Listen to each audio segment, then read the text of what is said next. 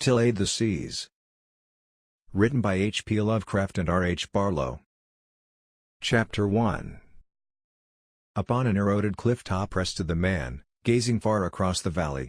Lying thus, he could see a great distance, but in all the sere expanse there was no visible motion. Nothing stirred the dusty plain, the disintegrated sand of long dry riverbeds, where once coursed the gushing streams of Earth's youth. There was little greenery in this ultimate world, this final stage of mankind's prolonged presence upon the planet. For unnumbered eons the drought and sandstorms had ravaged all the lands. The trees and bushes had given way to small, twisted shrubs that persisted long through their sturdiness, but these, in turn, perished before the onslaught of coarse grasses and stringy, tough vegetation of strange evolution. The ever-present heat, as Earth drew nearer to the sun, withered and killed with pitiless rays. It had not come at once, long eons had gone before any could feel the change. And all through those first ages man's adaptable form had followed the slow mutation and modeled itself to fit the more and more torrid air. Then the day had come when men could bear their hot cities but ill, and a gradual recession began, slow yet deliberate. Those towns and settlements closest to the equator had been first, of course, but later there were others. Man, softened and exhausted, could cope no longer with the ruthlessly mounting heat. It seared him as he was, and evolution was too slow to mold new resistances in him. Yet not at first were the great cities of the equator left to the spider and the scorpion. In the early years there were many who stayed on, devising curious shields and armors against the heat and the deadly dryness. These fearless souls, screening certain buildings against the encroaching sun, made miniature worlds of refuge wherein no protective armor was needed. They contrived marvelously ingenious things, so that for a while men persisted in the rusting towers, hoping thereby to cling to old lands till the searing should be over. For many would not believe what the astronomer said, and looked for a coming of the mild olden world again. But one day the men of Da, from the new city of Nyara, made signals to Yuan Irio, their immemorially ancient capital, and gained no answer from the few who remained therein. And when explorers reached that millennial city of bridge-linked towers they found only silence.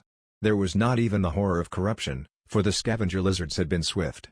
Only then did the people fully realize that these cities were lost to them, know that they must forever abandon them to nature.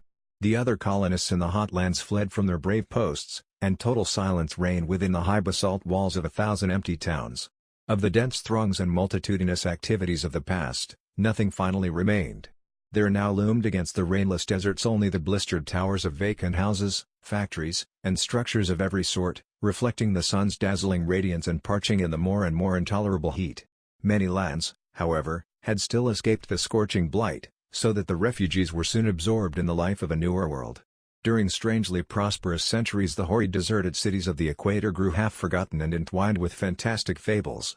Few thought of those spectral, rotting towers, those huddles of shabby walls and cactus-choked streets, darkly silent and abandoned. Wars came, sinful and prolonged, but the times of peace were greater. Yet always the swollen sun increased its radiance as Earth drew closer to its fiery parent. It was as if the planet meant to return to that source whence it was snatched, eons ago, through the accidents of cosmic growth. After a time the blight crept outward from the central belt. Southern Yarat burned as a tenantless desert. And then the north. In Parath and Bailing, those ancient cities where brooding centuries dwelt, there moved only the scaly shapes of the serpent and the salamander, and at last Lotan echoed only to the fitful falling of tottering spires and crumbling domes. Steady, universal, and inexorable was the great eviction of man from the realms he had always known.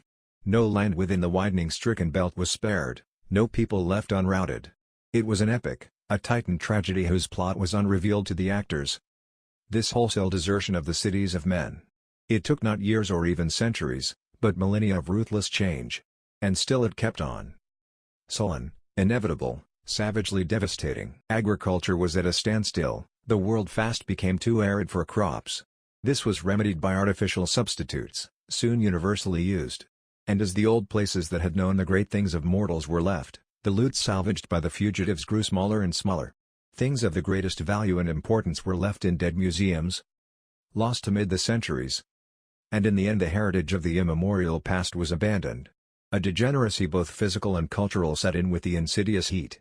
For man had so long dwelt in comfort and security that this exodus from past scenes was difficult.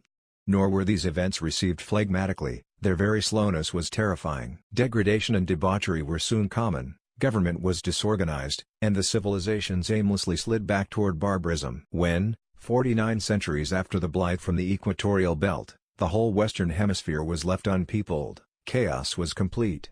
There was no trace of order or decency in the last scenes of this titanic, wildly impressive migration. Madness and frenzy stalked through them, and fanatics screamed of an Armageddon close at hand. Mankind was now a pitiful remnant of the elder races, a fugitive not only from the prevailing conditions, but from his own degeneracy.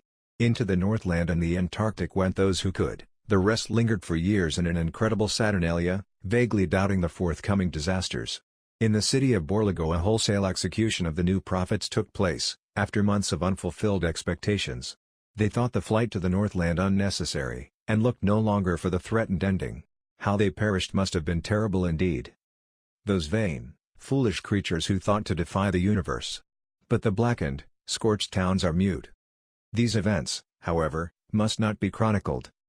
For there are larger things to consider than this complex and unhastening downfall of a lost civilization. During a long period, morale was at lowest ebb among the courageous few, who settled upon the alien Arctic and Antarctic shores, now mild as were those of southern Yared in the long-dead past. But here there was respite. The soil was fertile, and forgotten pastoral arts were called into use anew.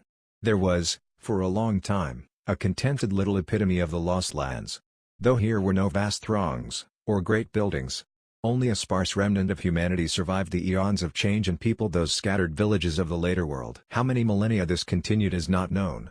The sun was slow in invading this last retreat, and as the eras passed there developed a sound, sturdy race, bearing no memories or legends of the old, lost lands. Little navigation was practiced by this new people, and the flying machine was wholly forgotten. Their devices were of the simplest type, and their culture was simple and primitive. Yet they were contented, and accepted the warm climate as something natural and accustomed. But unknown to these simple peasant folk, still further rigors of nature were slowly preparing themselves. As the generations passed, the waters of the vast and unplumbed ocean wasted slowly away, enriching the air and the desiccated soil, but sinking lower and lower each century. The splashing surf still glistened bright, and the swirling eddies were still there, but a doom of dryness hung over the whole watery expanse. However, the shrinkage could not have been detected save by instruments more delicate than any then known to the race. Even had the people realized the ocean's contraction, it is not likely that any vast alarm or great disturbance would have resulted, for the losses were so slight, and the seas so great. Only a few inches during many centuries. But in many centuries, increasing. So at last the oceans went, and water became a rarity on a globe of sun-baked drought. Man had slowly spread over all the Arctic and Antarctic lands, the equatorial cities, and many of later habitation, were forgotten even to legend. And now again the peace was disturbed, for water was scarce, and found only in deep caverns. There was little enough, even of this, and men died of thirst wandering in far places. Yet so slow were these deadly changes, that each new generation of man was loath to believe what it heard from its parents. None would admit that the heat had been less or the water more plentiful in the old days, or take warning that days of bitterer burning and drought were to come.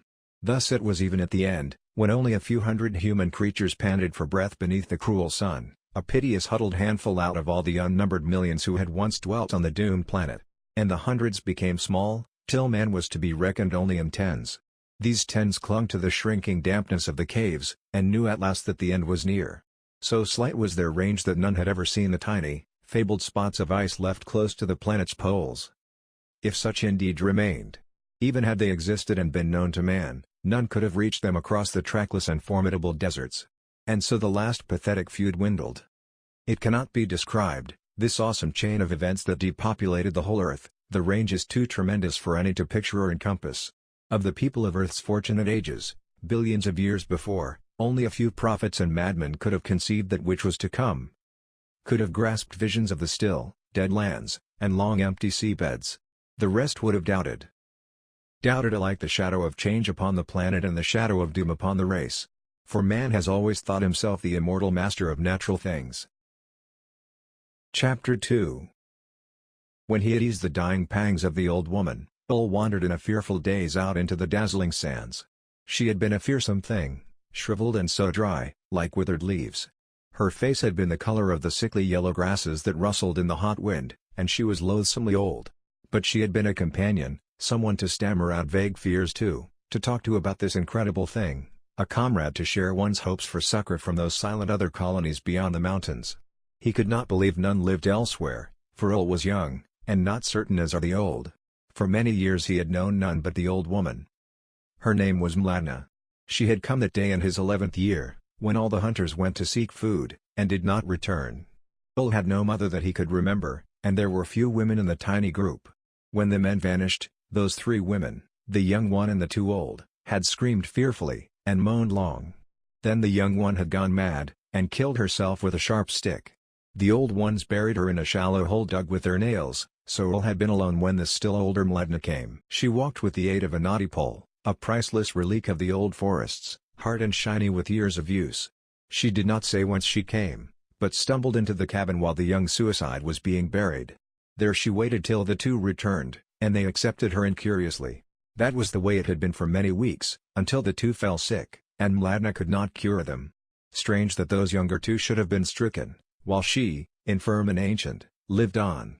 Mladna had cared for them many days, and at length they died, so that Ul was left with only the stranger. He screamed all the night, so she became at length out of patience, and threatened to die too. Then, hearkening, he became quiet at once, for he was not desirous of complete solitude. After that he lived with Mladna and they gathered roots to eat. Mladna's rotten teeth were ill-suited to the food they gathered, but they contrived to chop it up till she could manage it. This wary routine of seeking and eating was Ul's childhood. Now he was strong, and firm, in his 19th year, and the old woman was dead. There was naught to stay for, so he determined at once to seek out those fabled huts beyond the mountains, and live with the people there. There was nothing to take on the journey. Ul closed the door of his cabin. Why, he could not have told, for no animals had been there for many years.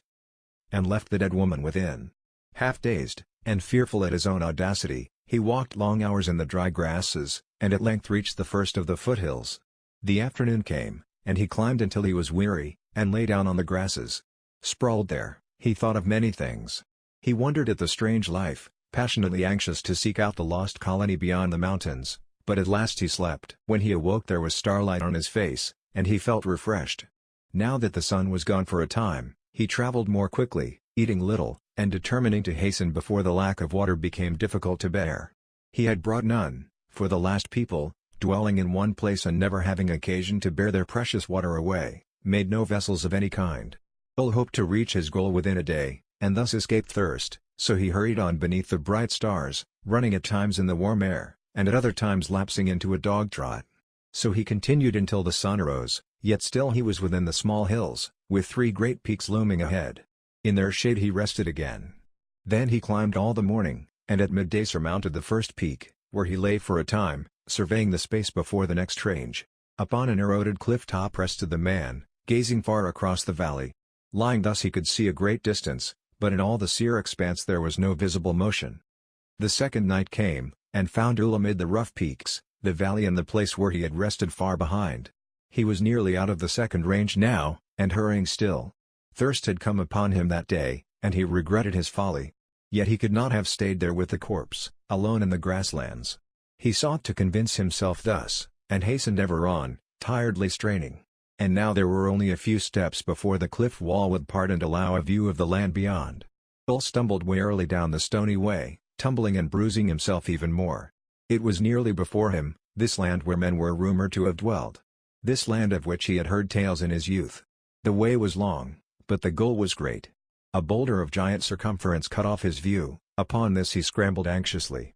Now at last he could behold by the sinking orb his long-sought destination, and his thirst and aching muscles were forgotten as he saw joyfully that a small huddle of buildings clung to the base of the farther cliff. Ul rested not, but, spurred on by what he saw, ran and staggered and crawled the half-mile remaining. He fancied that he could detect forms among the rude cabins. The sun was nearly gone, the hateful, devastating sun that had slain humanity. He could not be sure of details, but soon the cabins were near. They were very old, for clay blocks lasted long in the still dryness of the dying world. Little, indeed, changed but the living things. The grasses and these last men. Before him an open door swung upon rude pegs. In the fading light Ul entered, weary unto death, seeking painfully the expected faces. Then he fell upon the floor and wept, for at the table was propped a dry and ancient skeleton. He rose at last, crazed by thirst, aching unbearably, and suffering the greatest disappointment any mortal could know. He was, then, the last living thing upon the globe. The heritage of the earth. All the lands, and all to him equally useless. He staggered up, not looking at the dim white form in the reflected moonlight, and went through the door. About the empty village he wandered, searching for water and sadly inspecting this long empty place so spectrally preserved by the changeless air. Here there was a dwelling, there a rude place where things had been made. Clay vessels holding only dust, and nowhere any liquid to quench his burning thirst. Then, in the center of the little town, Bull saw a well curb. He knew what it was, for he had heard tales of such things from Mledna. With pitiful joy, he reeled forward and leaned upon the edge. There, at last, was the end of his search. Water? Slimy, stagnant, and shallow, but water. Before his sight, Bull cried out in the voice of a tortured animal, groping for the chain and bucket. His hand slipped on the slimy edge, and he fell upon his chest across the brink. For a moment he lay there. Then soundlessly his body was precipitated down the black shaft. There was a slight splash in the murky shallowness as he struck some long sunken stone, dislodged eons ago from the massive coping.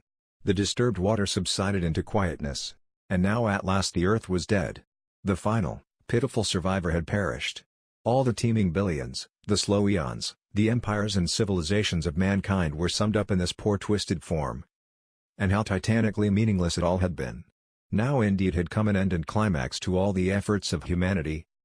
How monstrous and incredible a climax in the eyes of those poor complacent fools of the prosperous days. Not ever again would the planet know the thunderous tramping of human millions. Or even the crawling of lizards and the buzz of insects, for they, too, had gone. Now was come the reign of sapless branches and endless fields of tough grasses. Earth, like its cold, imperturbable moon, was given over to silence and blackness forever. The stars whirred on. The whole careless plan would continue for infinities unknown. This trivial end of a negligible episode mattered not to distant nebulae or to suns newborn, flourishing, and dying. The race of man, too puny and momentary to have a real function or purpose, was as if it had never existed. To such a conclusion the eons of its farcically toilsome evolution had led. But when the deadly sun's first rays darted across the valley, a light found its way to the weary face of a broken figure that lay in the slime.